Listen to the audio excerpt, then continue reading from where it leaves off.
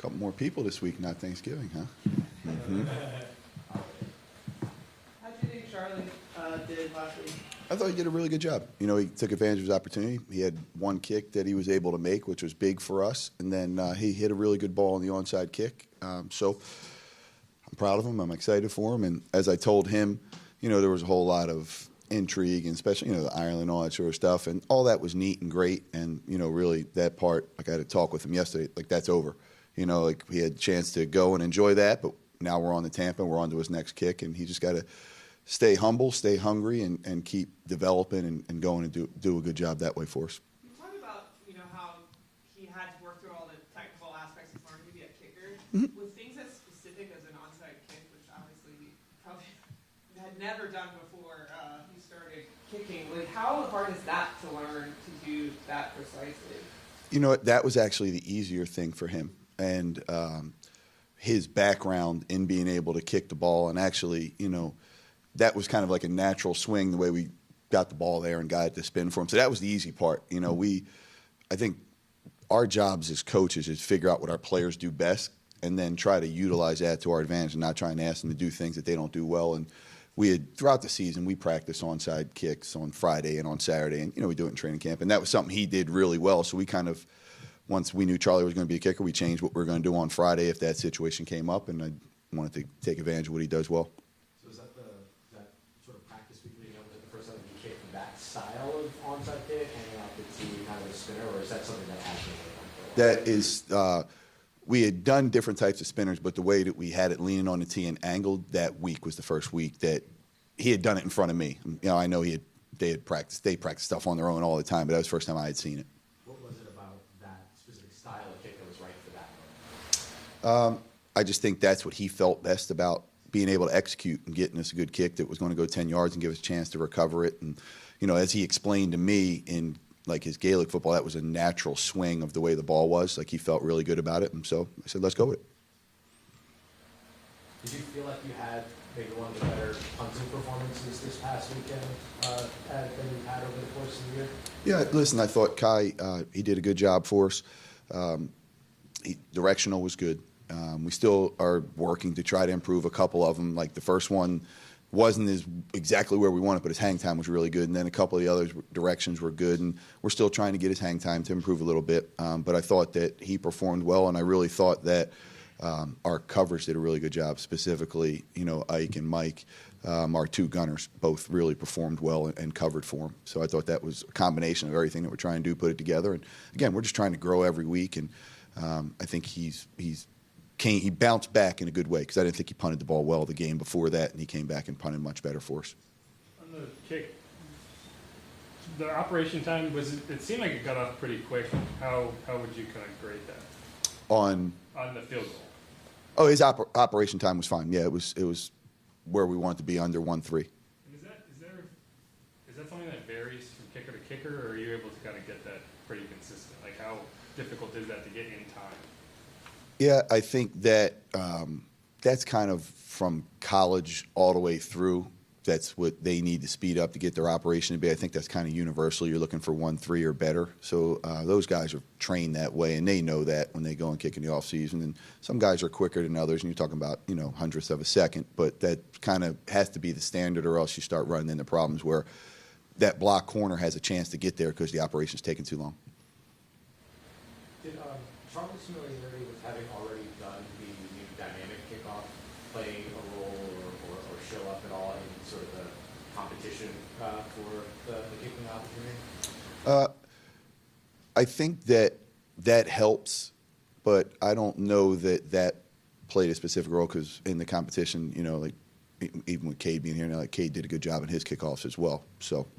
What was kind of the deciding factor for why you guys went Charlie over Cade, or is this something you saw throughout the week? It was, yeah. I thought how Charlie in the competition performed well. And then when he came out on Thursday, he was kind of locked in and hit the ball and focused, what we've been hoping to see from him for a long time. And then that doesn't mean that Cade didn't do a good job. I just think that Charlie showed that he was ready for the moment of how he handled everything, was locked in and focused, and we wanted to give him the opportunity to go with it. And so, you know, we got to continue to go make kicks, right? And so as I told him, this week was practice day, kick, and then get the opportunity in pregame warm up, and let's just go one at a time and not let anything else, no other distractions or anything like that. How big of a factor, if at all, was Charlie's experience with Zach and Kai, and how long would that kind of take to get up to speed with somebody? Yeah, that's a good question. I think that did play into a factor a little bit as well of at least myself feeling comfortable with the operation. The one thing that is different, right? You asked about the op times. We want to keep those the same, but the one thing that's different is each kicker as he walks it off, and then as he gets set, and then they'll kind of give a nod to the holder to let him know that they're ready, and the holder having different kickers and the timing of it for the snapper, that does play a role. I think the first time that occurred for when Cade was here was on Thursday, right? So, since then we've gotten him some other opportunities. We get the live operation, which you probably do that 2 or 3 times, and then they feel for each other and they're in a good spot. Assuming you're not surprised that Blake got another job. No, listen, good for him. I think that's a good opportunity for him, and I wish him well. Kind of behind the scenes a little bit on the process. After Thursday's competition, what happens for you all from when that competition ends to when kind of the players notify your time? Yeah, so Thursday was unique because it was Thanksgiving. But after practice, I went to Kellen, and him and I kind of sat down, had a conversation, and then we kind of talked about where we thought we should go and what direction we should go, and we were in agreement on that. And then the process would go. He had a chance to talk with Mickey, and Mickey was on board of exactly what we wanted to do. And then we on Friday morning.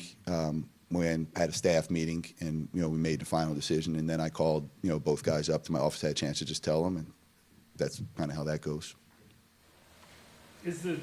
Charlie? It seems like he kicks the ball extraordinarily high. Is that true? I mean, just in terms of when you watch Charlie versus other kickers, is he kicking it? He does get the ball up there very high, yes, and that's kind of you want that, right? This way, it higher at the line of scrimmage, it's even harder for those big guys to block. A lot of times you see kicks get blocked when they're lower or line drive type kicks. So the higher you can get it is beneficial for not getting it blocked that way. Now, one of the things that caused him a couple issues that we've been working through, right, is when we were in California and it was a windy day and his ball gets so high the further back you go. Now the wind can affect it a little bit more, so you have to slightly change how you're hitting the ball, and that was another thing of him kind of learning to get used to. Decide how far that would have been good from?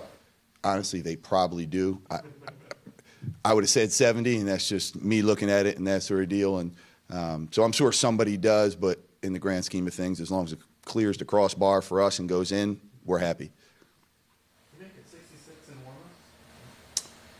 warm-ups? We were, somewhere in that range. I know going into it, we always talk about what our line is in a normal field goal situation, and then if it's the last kick of the half or of the game. And so, I felt confident that if we were on the 45 or in, we can kick a field goal in a normal situation. And then if it was going to be the last kick of the game, I told Kellen if we can get the ball, to the 50, we can kick it. Obviously, the result worked out in favor of you guys, but do you worry at all about the field conditions with the onside kick? Is that a concern in maybe how you decide to attack that? I would say for what we were going into that game, I would say no. The field conditions can affect when you're trying to hit like one of those spike balls and you're trying to get it up high in the air, and that going into that game, that wasn't in our game plan of what we were going to do, so it really didn't play much of a factor in that game. All good? Thanks, guys.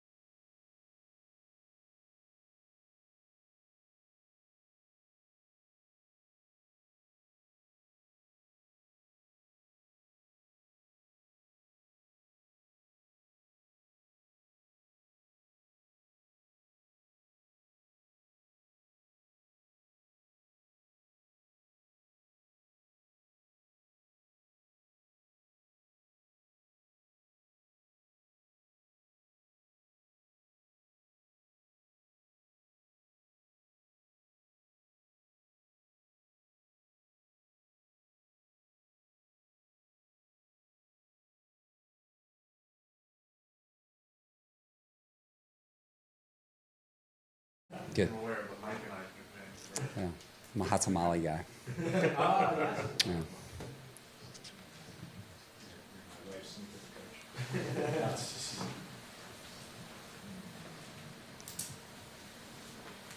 What did you think of DeMario being honored with the team's Walter Payton Man of the Year award?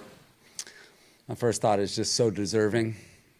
I can't think of a bigger ambassador for our team, for this club, the city, the state, and me just coming in here and learning what he's done over the course of his entire time here in New Orleans has been humbling to see him give that much. And I see it on display. I'll be at the FNA Friday, flag football game, and I'll see DeMario there watching his kids play and just seeing the whole field. There's like 9 or 10 fields gravitate towards him. And anywhere we go, game day, or we've gone to Orange County for training camp, his reputation precedes him. And so I was able to observe it from afar, when I was the head coach, and certainly being younger in the league. And he's as good as it gets, and he's what the league is about, and I think he's what that award is about. Hey, Brandon, what does it say about him that he was able to balance football and just being a starter? He's just a pro's pro. I think he's one of one. He's part of that rarefied era of just special player. I mean, special player, and also off the field, just special person, leader, affecting so many people, affecting so many things. And, the league is so fortunate to have an ambassador like him.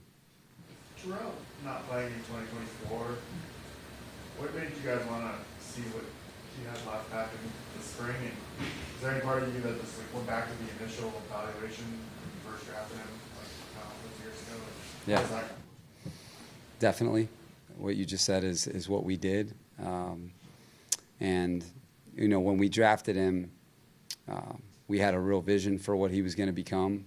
And I think that he definitely lived up to that. I mean, he was starting in 6 DB defenses on the number 1 defense in the NFL.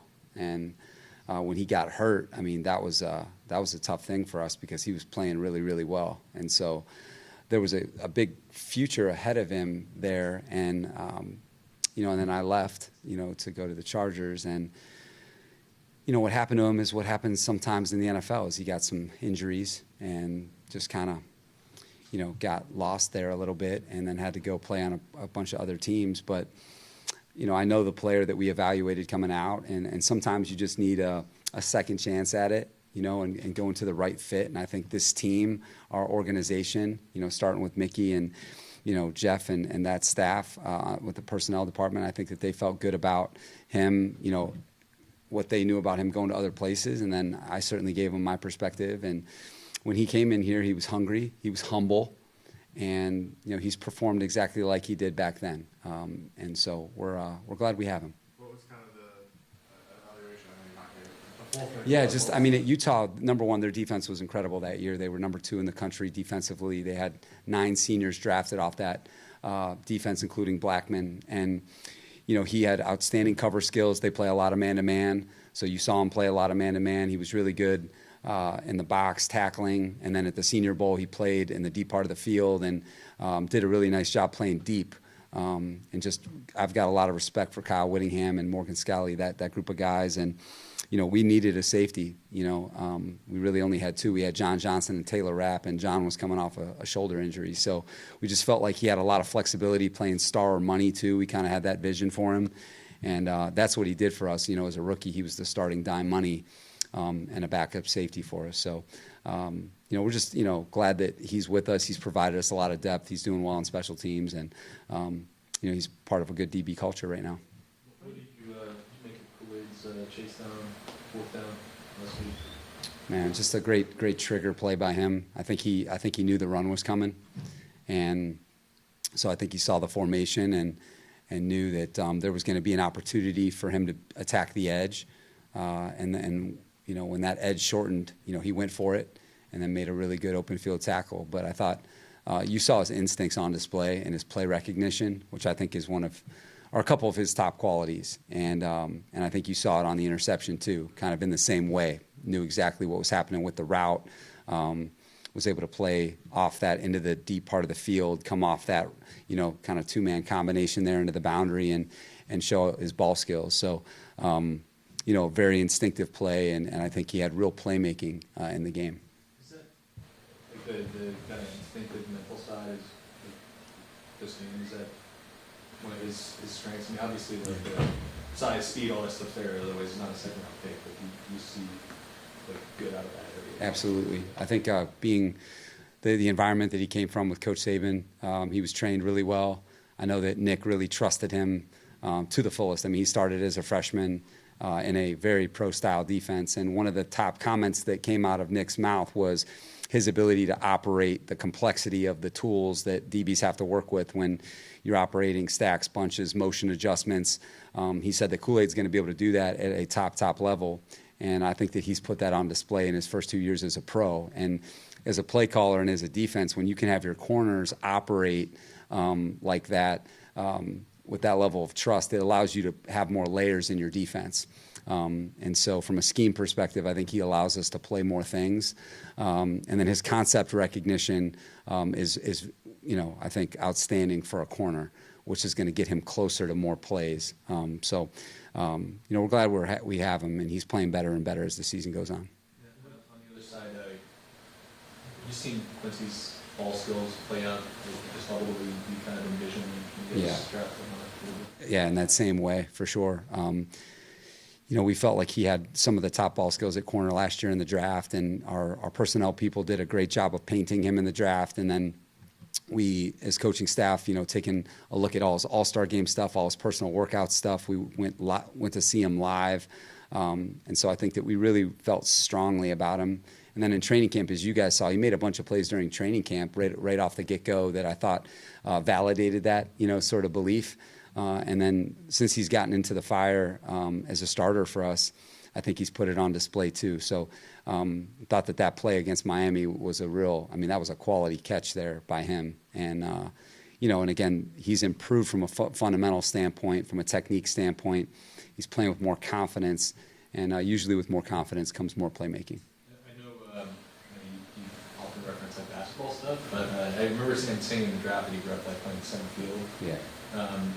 Do you guys look for that in players sometimes? Just like to see, that sort of, I guess when you play in that position, you're always looking at ball driving. Yeah. You try to identify traits like that. For sure. I like Kool-Aid coming out. Kool-Aid was a big-time basketball player, and one of the top players in the state of Alabama. And so I think that you have that natural ability, that way. And then Quincy had a big track background and other sport background. And then going from Middle Tennessee to Louisville, you saw him have production at both places. You want that as much as possible nowadays as the guys that can, you can reference the background in a bunch of sports, and it also shows their competitiveness too. But if you want to produce in the secondary at the top level, you got to have guys that can go get the ball, and I think they give us that ability. A guy like Julian Blackman, there's so much excitement to finally get him on your team and everything, and with him on your reserve, just how do you go forward kind of maximizing any opportunities that you do get with him in case there is an interest in the relationship continuing in 2026? Yeah, I think the training camp aspect in that first game week, we built a really, I think, cool foundation with him that he knows. I mean, he's got enough experience now. He's gone through free agency a couple different times.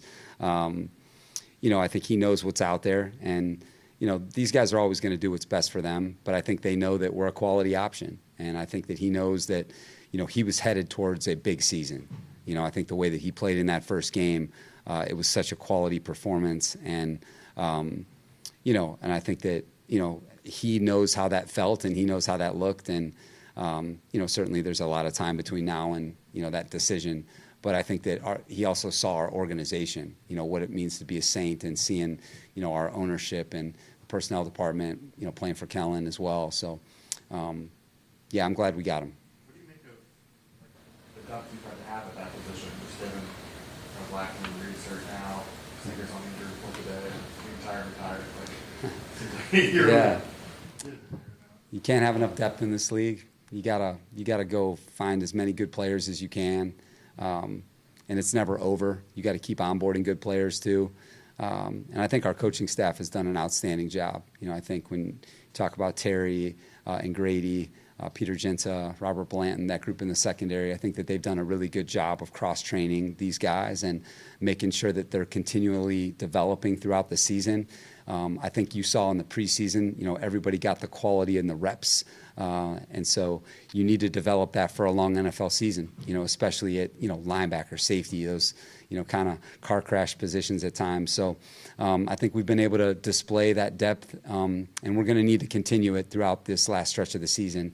But I thought last week at safety, Jordan and Terrell coming in played winning football for us. They had winning performances and gave us a chance to win that game. I know we've asked you about Isaiah Stalbert's increased playing time, but is that role you have him in a role that you were looking to fill in your defense, or you kind of created it to use his ability? That's a great question. I think we just created it. I think what you're trying to do is maximize everybody on the roster and create a role for them, regardless of the position that you think that they can fulfill and that can help your defense.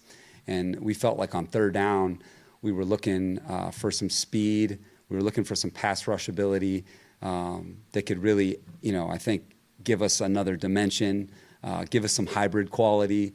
And he's such a dynamic athlete.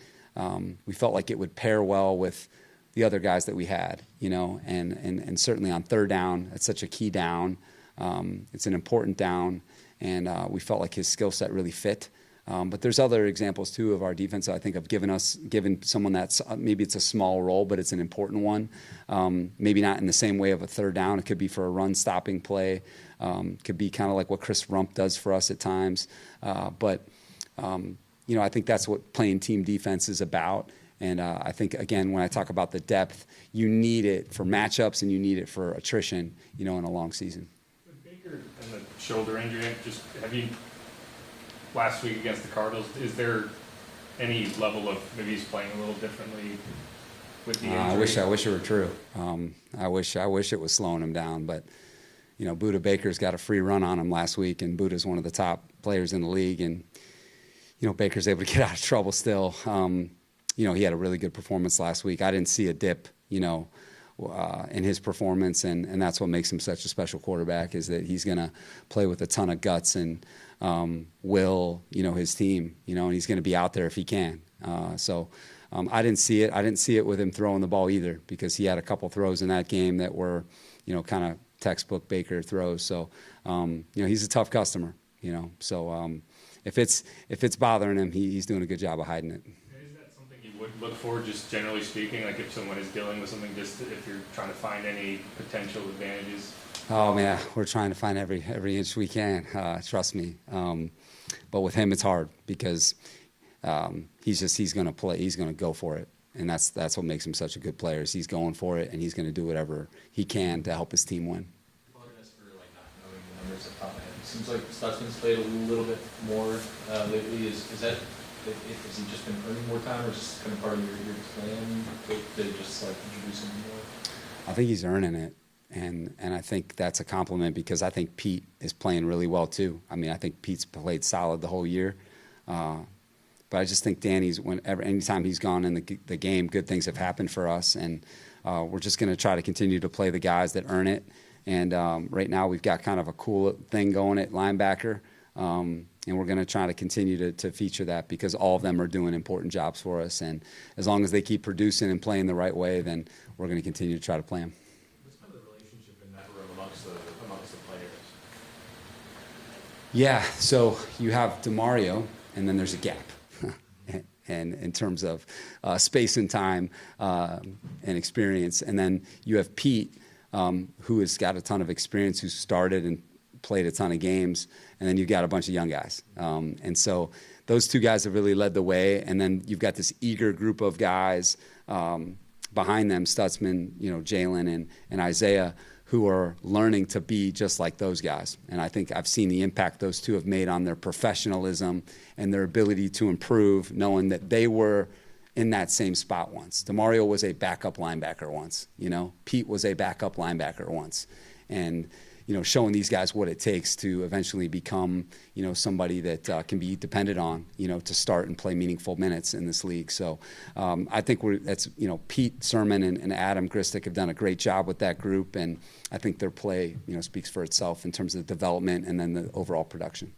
Just to clarify about Sanker, if you could say he's listed with a head injury, is that a concussion-related thing or something else? Catherine, I'm going to defer to Mickey and Kellen tomorrow. You're gonna get that answer, but It's a veteran answer. answer one day earlier. Tomorrow, guys. I'll just save it for 24 hours. Is the coaching point, Isaiah Stallbird, on those pass rushes the same as your FNA coaching, that they have to time their speed and slow There's a down? lot of carryover to FNA coaching and what's going on with Stallbird. Seriously. And I probably need to borrow some of their coaches to get the point across, and may have to send them to FNA to learn to finish some of these rushes. We've been joking about it. We've been joking about it because he makes harder tackles on special teams. He makes like these miraculous tackles in 50 yards of space, and then he can't knock these quarterbacks down. But I need to do a better job coaching. That's for sure. Are you coaching on Friday nights? No. Strict. No. I'm only emergency. I want to watch my boys play. I'm emergency coach only, and I've had to coach in California. I had to take on a role, and we got humbled one day. The head coach got torn up. So it's hard to win no matter what league you're in. So. Yeah. Jordan Palmer, who was my son's coach, he had a prior engagement, and there was all the other dads were gone, and then I had to come alive, and we got humbled. Had a couple. No, I'm ready to go back at it. Just I would prefer to be a dad. Oh man, it was not good. We had some players out, no excuses, but we got killed. So, all right, guys.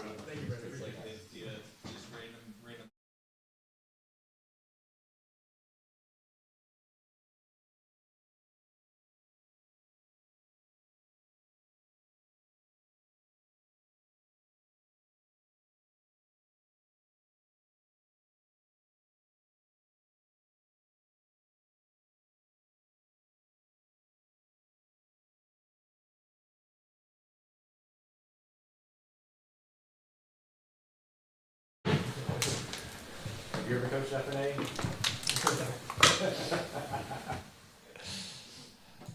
So, big breakout game for Devon Bailey, the game that we saw from him this weekend. Is that kind of what y'all have expected from him all along? How he contributed? Yeah, well, anytime a player shows up in the middle of the season or as you get going, there's going to be a learning curve. There's going to be adjustments. Timing and rhythm in the passing game is a big deal. So it was really nice to see. Obviously, that's what we need moving forward. And, with some of the things that have happened with our roster, it's created a lot more opportunities for him. Is there anything in particular that he did well in this area? Everybody talks about the in-breaking routes and things like that. Was there something that kind of helped him separate a little more? Well, I think the thing that shows up with him is, you talk about his size and his catch radius, his ability to go outside his frame and make some catches, and he did a really nice job of that. With Tyler, in terms of a rookie quarterback and the decisions to on shot plays when it's there, when it's not, checking it down, how do you feel like he's handled that part of the game? I think Tyler's growing every week. You see good things, and you see things that we still have to continue to improve on. And he did some really, really good things in this game, and then there was also some things that we know, are going to be a point of focus moving forward to continue to improve on. Excuse me. Love the way he came in the game and ran the football with physical presence and ran downhill. Anything in particular that kind of drew y'all to it? You got an opportunity to see him in a tryout and everything, and having him here, and then kind of leapt into sort of this playing opportunities. Just kind of what drew that path for him? Well, I think when you look at our roster availability, obviously, we went to having really one healthy running back at one point in time. So, and he's done a really nice job. And I think that's what happens. Like I said, when you get a player, there's an adjustment curve. There's a learning. There's a part of getting to know the system, understand. And then it's for us seeing that player in action in practice, saying, hey, are they handling the things that we're asking them to do? And he was impressive in practice and created an opportunity for himself and went out and did a nice job with it. Is there any, like, I think it's 7 out of the last game, the team hasn't hit 90 yards rushing. Is there anything that is just like kind of consistently sticking out as why y'all aren't getting where y'all want to be playing football? Yeah, I wish we could say it's one thing. Right. I think it's a combination of many things. And obviously, the stat you bring up is a stat that we're well aware of, and we know that it's a point of emphasis for us. And, anytime in this league, if you become one-dimensional, it's very difficult to win. So establishing the running game is a big deal for us. Obviously, we've had some issues, some challenges up front at times. Maybe we haven't hit the right hole with the back at times. The scheme hasn't been exactly what we wanted from a coaching standpoint. So we've all taken our turns. It's something that we've got to get better at. Simple as that. When you say the scheme isn't where you want it from a coaching standpoint, what does that look like in terms of details in that? What you can. I don't want to get too much into scheme because, but obviously the NFL's a matchup league, and you're trying to exploit matchups. And in the run game especially, people play different styles. As a 4-down front, as an Okie front, whatever. Well, you're anticipating get this front, and they play a little different front. Well, is that matchup the ideal matchup that we want? And that's our job as coaches, and we can always do better, so you can't point at just one thing. Like I said, if there's one thing, we'd say, hey, this is what it is. It's not, What do you make of Tyler's ability making plays out of structure and the balance of also wanting to create in structure and kind of rhythm and timing? Yeah, there's a fine line when you play the position, really fine line. And, obviously in order to be successful playing the position in this league, you have to extend plays. And it puts extreme amount of pressure on the defense. Different players create pressure in different ways. Some players leave the pocket early and they create scramble ops and they're out in space and they're basically a running element threat while they're passing. Other guys, the more pocket style passers, usually the guys that are really good, buy time within the pocket. It's subtle movement that you sometimes don't necessarily see, but if you're in the game, you're like, wow, he just bought him half-man move and bought himself a whole, half of a second more, which is a big deal. So it's a big part of it. Tyler's still learning those type of things. And it takes reps in a live NFL pocket to develop that. The pocket structure in college is a lot different than our pocket structure. I apologize if this has been asked in the last couple of weeks, but it seems like a lot of times when he's moving in the pocket, he's moving up as opposed to kind of bailing right or left. I feel like maybe a lot of young quarterbacks are more kind of apt to bail. Where does that come from? Is that something that y'all kind of drilled into him, or did you see that coming out of the I think, one of the things too, you look at Tyler's size, he's a longer quarterback, he's a big guy. So when you look at the depth of the drops, obviously wherever you set the depth of your pocket is different depths are going to put different angles on the tackles as far as where pass rush is going to be created. So one of the things is if we create a lot of depth in the pocket, we have to climb the pocket because those bookends are rushing up the field. You got to create space to get up in the pocket to throw.